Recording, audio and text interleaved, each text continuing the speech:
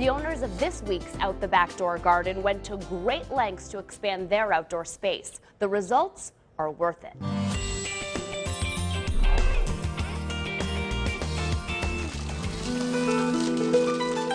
This is a garden big enough to have its own address, and believe it or not, it once did. Builder Ricci of Ricci Bros Incorporated explains. This was actually a separate piece of property. There was a house. This was the next door neighbor of the owners who are here now, and they wanted to expand their property and have a formal garden that they could enjoy. So they actually purchased the house next to them. We tore it down and built them a garden. The project took about 16 months to complete. Landscape designer Morgan Wheelock used the natural slope of the property to create a space that is high drama. At the top of the hill, there's a cedar timber pergola. It makes the space inviting from the street. The pergola sets the stage for the amazing water feature that runs down the hill. The original design was based on this fountain, which begins at the top. He calls that the source. It's the water spouting forth. The next stop is the koi pond. It's just about where the house used to be.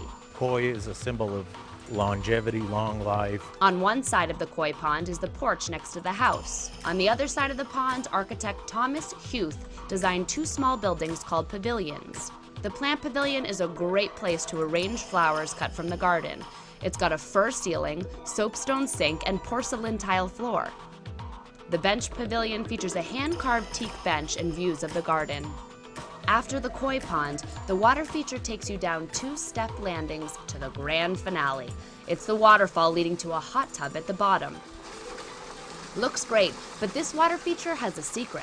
The water feature is actually an illusion. What appears to be one long waterfall is actually three separate water systems. System number 1 goes from the top fountain to just before the koi pond.